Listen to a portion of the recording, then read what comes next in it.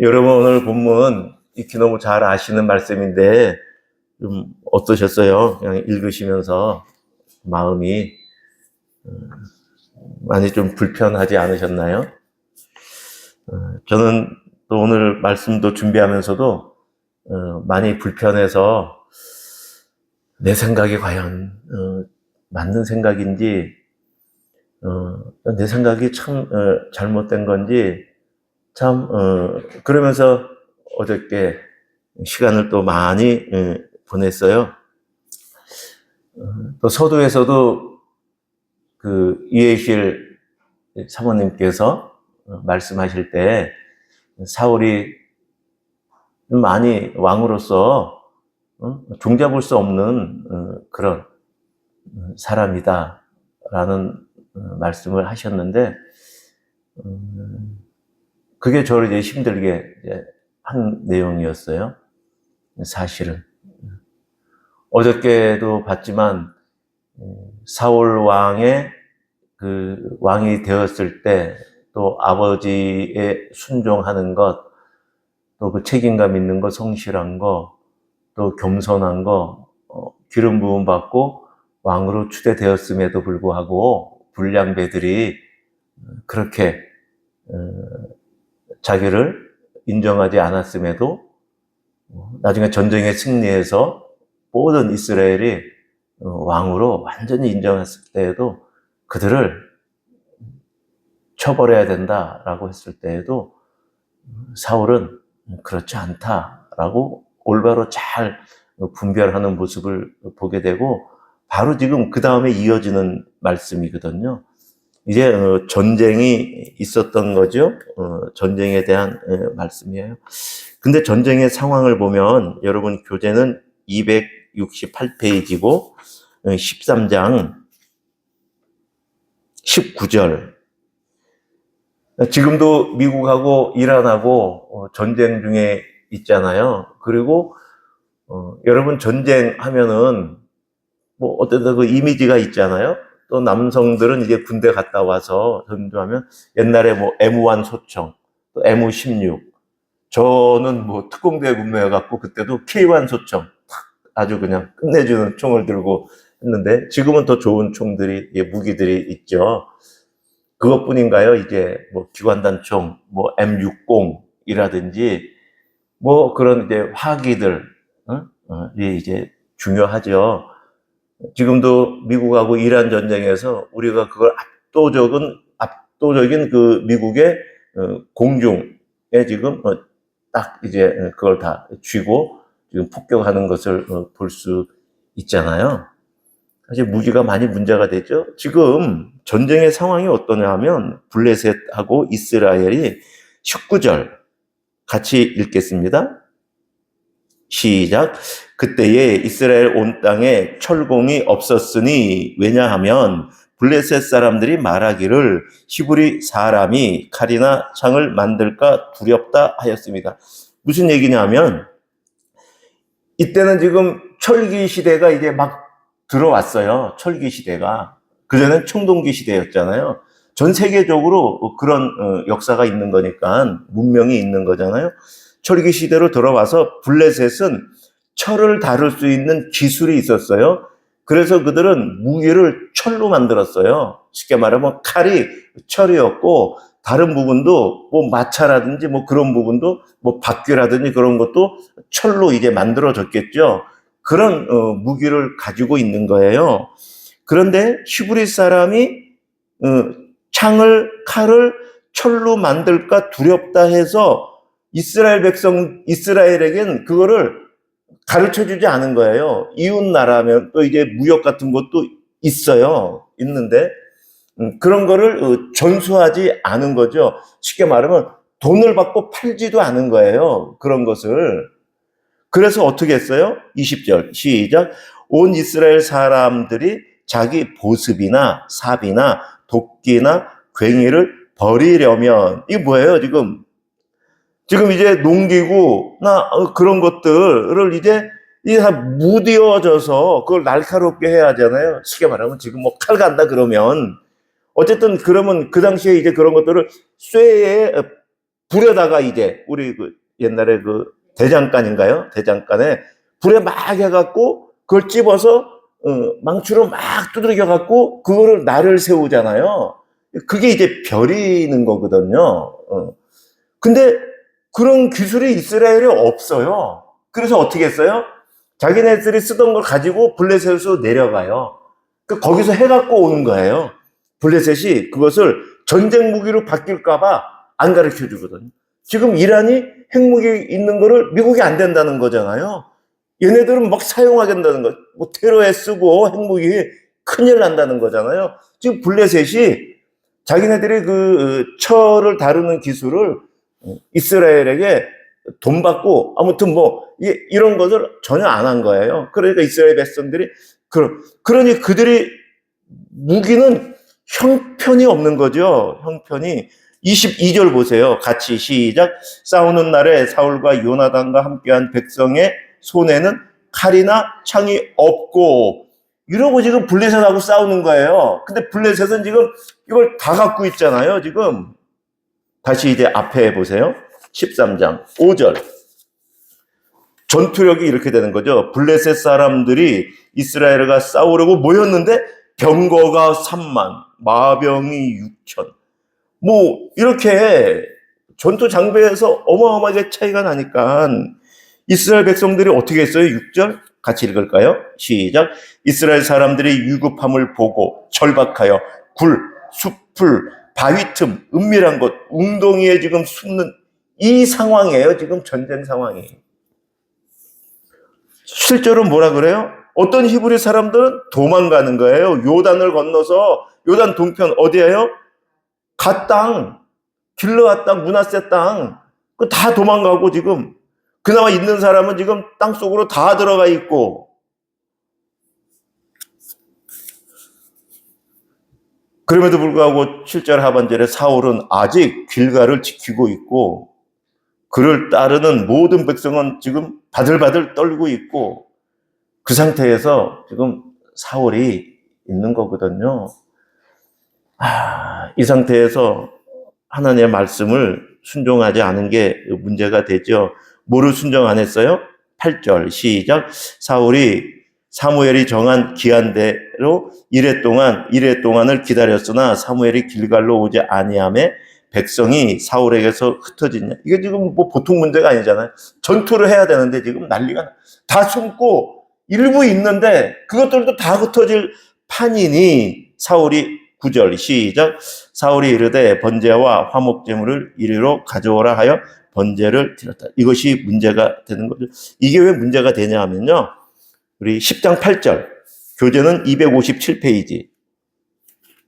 교재는 좀 책이 찾기가 힘들죠. 257페이지. 10장 8절. 사무엘이 이렇게 얘기했거든요. 사울에게 10장 8절. 교재 257페이지 같이 읽겠습니다. 시작.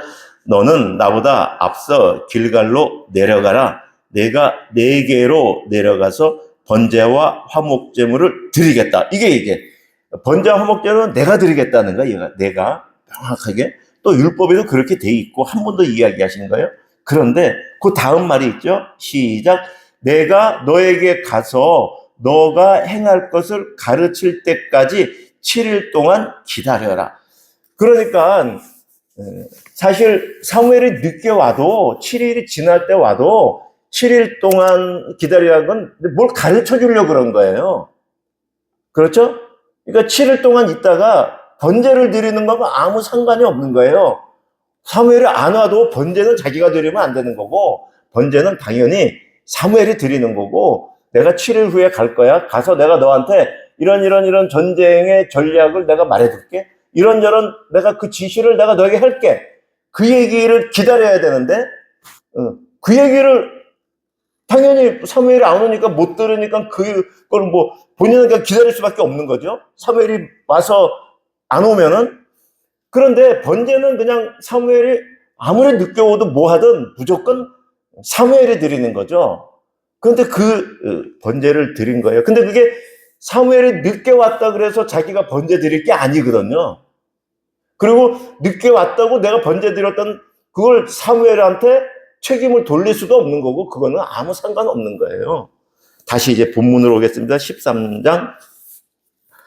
오늘 이게 중요한 내용이 너무 많아갖고 아말렉도 그렇고 이 본문도 그렇고요. 그런데 지금 보세요. 9절 13장 9절 사울이 이르되 번제와 화목 제물을 이르러 가져오라 하여 번제를 드렸다라고 했잖아요. 그러니까 단지 뭐 사울이 늦게 와서 그런 것도 아니고 백성이 흩어지니까 그 두려움 때문에 이제 이렇게 번제를 드린 건데 제사를 그렇게 이용하는 것도 문제가 되는 거예요. 어찌됐든 사울은 11절 12절 같이 읽을까요? 시작. 사무엘이 이르되 왕이 행하신 것이 무엇이냐 하니 사울이 이르되 백성은 내게서 흩어지고 당신은 정한 날에 안에 오지 아니하고 블레 사람은 믹막스에 모였음을 내가 보았으므로. 이게 지금 사무엘의 논리예요, 논리. 그렇죠? 백성은 흩어지고 당신은 7일 만에 안 왔어. 그리고 블레셋은 지금 모였어. 내가 그 상황에서 내가 어떻게 할까? 12절 이에 내가 이르기를 블레셋 사람들이 나를 치러 길갈로 내려오겠거늘 아직도 내가 여호와께 은혜를 간구하지 못하였다 하고 부득이 번제를 드렸나이다. 저는 이 사울의 이 변명의 이 논리에 한편으로는 저는 이해가 많이 가는 사람이에요. 그 말은 내가 사울같이 인생을 살았다는 이야기예요. 사울의 이 논리가 이해가 안 되는 분들은 사울같이 살지 않은 사람들이죠. 아는 분들이죠. 그러나 저는 내 상황에서 인생을 살면서 하나님의 말씀보다 내가 처한 상황, 나를 둘러싸고 있는 지금 이 버거움, 힘듦, 이거를 하나님의 은혜를 기다리고 하나님께 더욱더 다가 나갔어야 되는데 그렇지 않고 그냥 내 방법대로 하나님이 말씀하신 그런 방법이 아니라 내 뜻대로 내 인생은 지금까지 저는 여지껏 그렇게 살았다고 정말 저는 고백합니다. 그래서 저는 사울의 이것이 하나님한테 죄인 걸 알면서도 제가 이랬기 때문에 사울이 동정이 되는데 이게 맞다는 얘기 아니에요, 절대로. 그렇죠? 그러면 된다는 것도 아니고요. 그렇다. 그러니까 우리도 이 사울을 볼 때 한편으로는 가볍게 보지 마시고 여러분 인생은 매 순간 살았을 때 하나님의 뜻, 제사 드리는 그걸 내가 드렸다는 거 말고 하나님의 뜻을 매 상황에서 내 뜻과 하나님의 뜻에 순종하셨는지 하나님의 뜻인지도 알면서 상황이 어렵고 또 그래서 그랬는지 한번 돌아봤으면 좋겠습니다. 자, 그리고 아말렉 이야기는 나중에 한번 또 시간 되면 해야 되겠습니다. 그런데 또 한 가지 조금 268페이지 지금 이 사무엘과 이 사울 왕 사이에 이 일 때문에 사람들은 또 이 본문을 많이 오해하지 않나 하는 생각도 제가 또 묵상하면서 했어요. 그러니까 어떤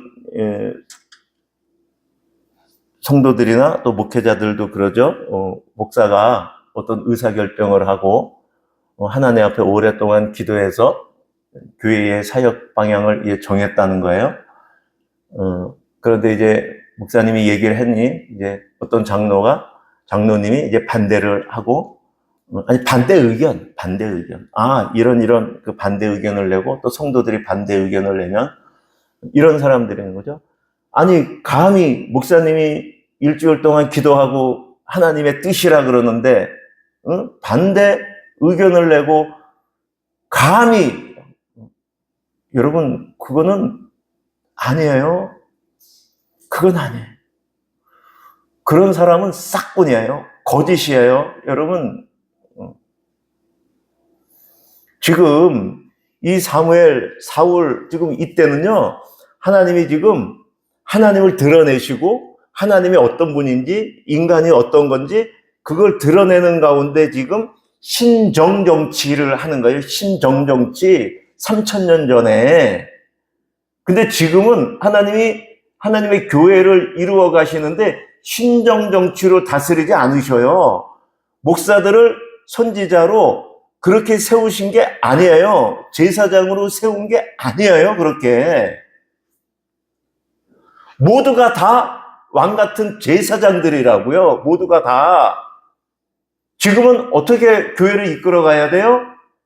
하나님이 세우신 그 제사장이나 그 사사가 아니고 그 신정정치가 아니고 지금은 각 교회가 택한 정치 제도, 장로교는 장로교 정치 제도, 감리교는 감리교 정치 제도, 침례교는 침례교 정치 제도, 그 제도 안에서 그 법대로 하는 게 그게 맞는 거지. 신정정치처럼 목사님이 결정했는데 반대한다고 말하는 그런 말도 안 되는 그런 몰상식한 그런 거짓, 그런 사기꾼,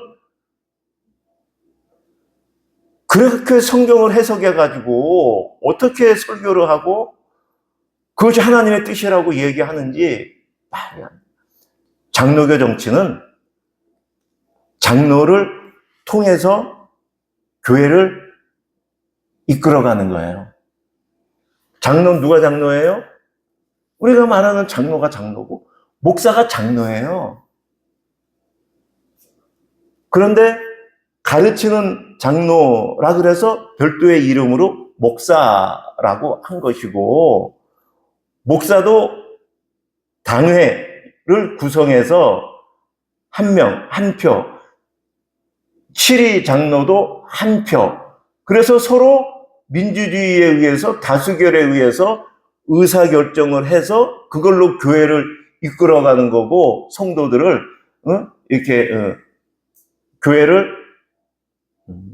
교회가 조직체로서의 교회이기 때문에 그렇게 교회를 운영해 나가는 것이지, 목사가 뭐 특별하다고 하나님의 뜻을, 물론 더 많이 기도하고 정말 자는 시간 빼고 목회만 생각을 하죠. 그럼에도 불구하고 그게 하나님의 뜻이면 그 당회 안에서 그게 다른 치료 장로님들하고 이야기를 나누어 그게 공감이 되고 그게 설득이 되게 성령 하나님이 역사하시겠죠. 그렇게 하도록 해야 되는 것이죠.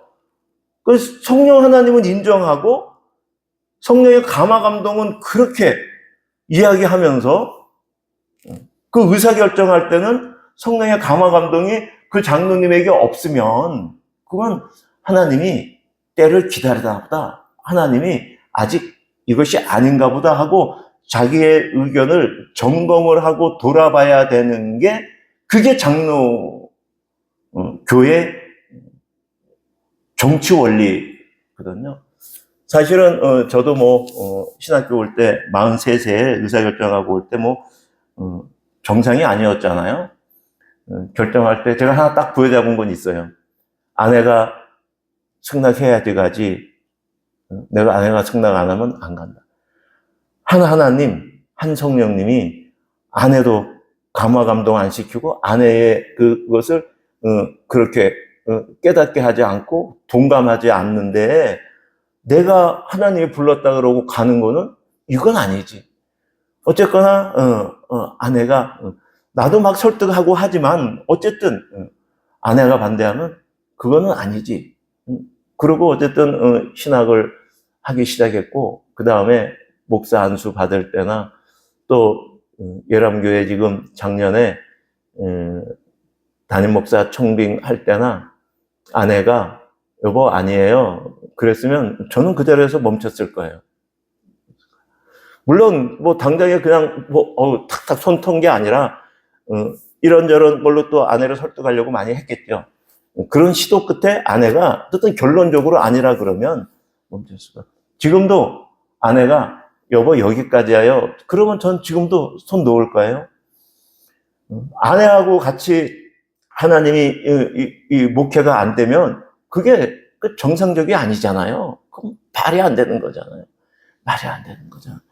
그런데 교회 정치를 이런 지금 사무엘 또 지금 사울 또 하나님의 그 말인데 안 들어서 뭐 지금 사울 왕이 이렇게 된 거야.